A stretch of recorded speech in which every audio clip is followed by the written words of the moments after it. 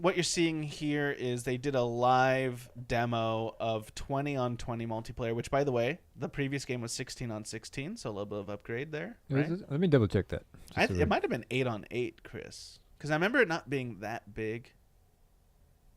You can double check that as I go over some of the details. So they said that this is an essential story, so I don't know if that means it's canon or if they weren't allowed to use the word canon. They said it's an essential story for Star Wars. It takes place between the campaign, of course.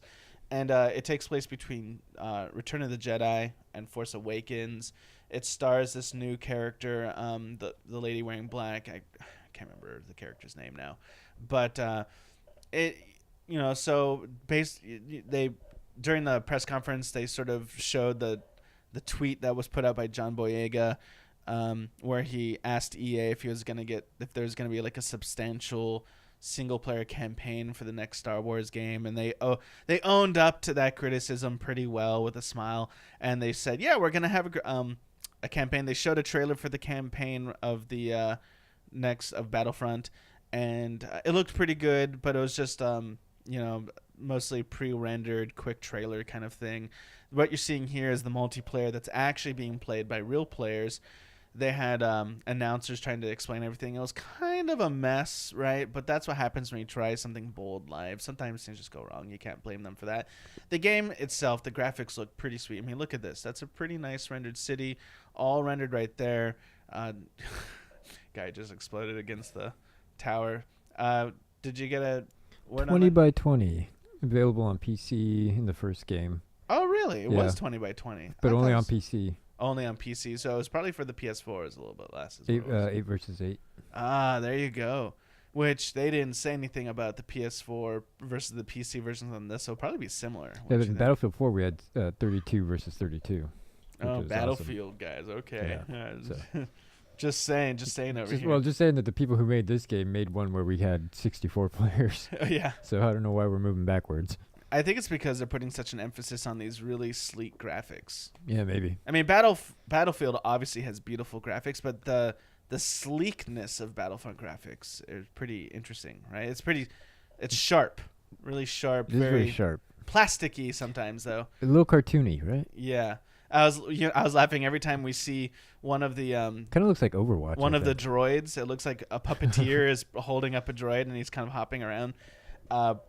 They took the criticism from the last game that there was just not enough content for a $60 purchase. It seems like, at least out of the box. I know they added more later, and so they kept on pressing during this press conference that there's 3 times more content this time around. Just more content. And not only more content, but Chris, how much is it going to cost? Free, right? Free for all the added stuff. So when they add heroes, when they add maps, when they add all these things, it's not a season pass. It is free with the $60 purchase. But can we stop with the over-the-shoulder shooters? No, Chris.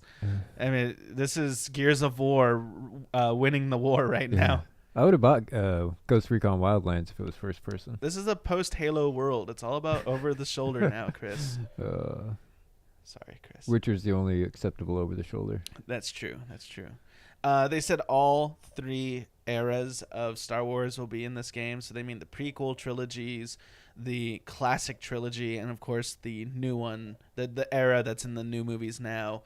I guess new movie, because really only Star Wars 7 was in that new era. Star Wars 8 is just around the corner, though. That comes out so this is probably going to coincide with the release of Star Wars 8. It's probably going to sell 20 million copies. It's going to be a big deal. Question, Chris. What will sell more, Battlefront 2 or Call of Duty World War 2? Ooh, good question. That'll be quite the battle to see. I think it's going to be Battlefront 2. I'm calling it. I bet it will, because it does have Star Wars tied to it. Yeah, and Disney knows what they're doing. They made a big deal about the class system. Now, Chris, can you explain to me why they're making a big deal out of a class system being in this game? Because in all the Battlefield games, the class system is very important. Okay. And then in Battlefront, it really wasn't. Okay.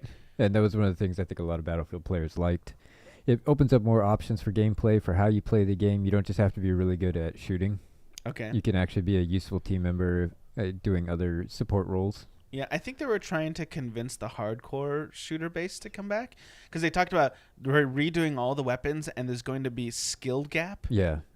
So explain that to me. Battlefront was a very, what's a nice way to put it?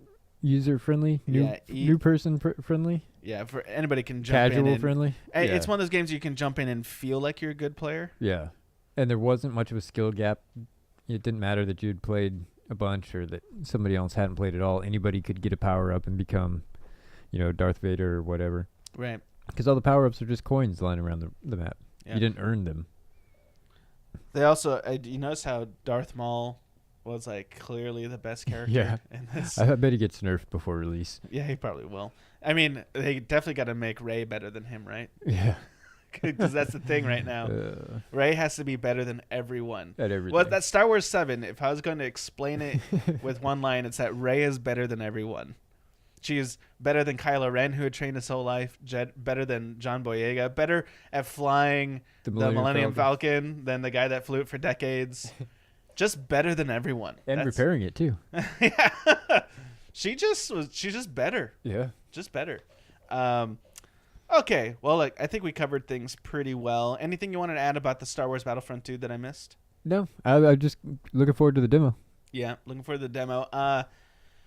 So, let's think about this conference. First of all, what was best? Well, this whole thing of using YouTubers could be really good for you, but you'd have to pick a less offensive screen name than your current one. So what's best? What do you think? What did impress you most? I don't really know. It's EA, right? And we're all a little. Everybody. We're not sure if we're over their past yet. Everybody's got kind of some bitterness towards EA, and so I'm trying not to fall into that trap too much because some of the stuff does look pretty good, and I'm looking forward to seeing it and getting our hands on it. Okay, my favorite thing, my best for this conference was A Way Out, the co-op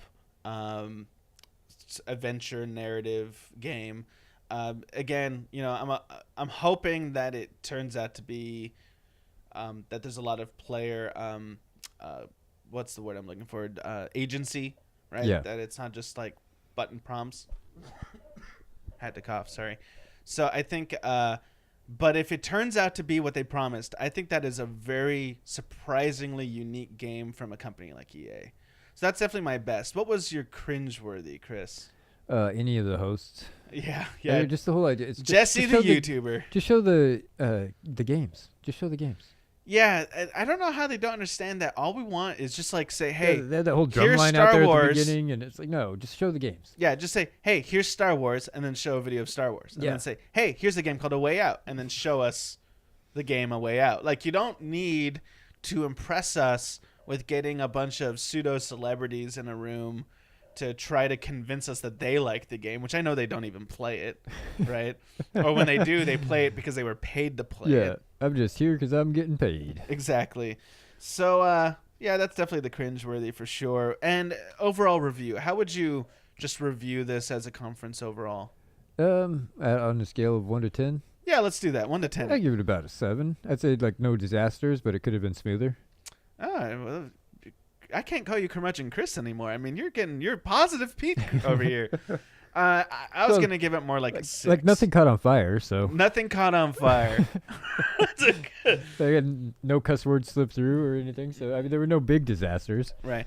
I was going to give it a 6. I just think that... I thought 7 out of 10 is like a C, right? So. Yeah, I think the emphasis on trying to convince us that YouTubers are into everything EA is doing was calling out the other YouTubers. It was just too much. No, I mean, look, we're YouTubers obviously, but like I don't want to see me in a conference here. I want to see the games. Yeah.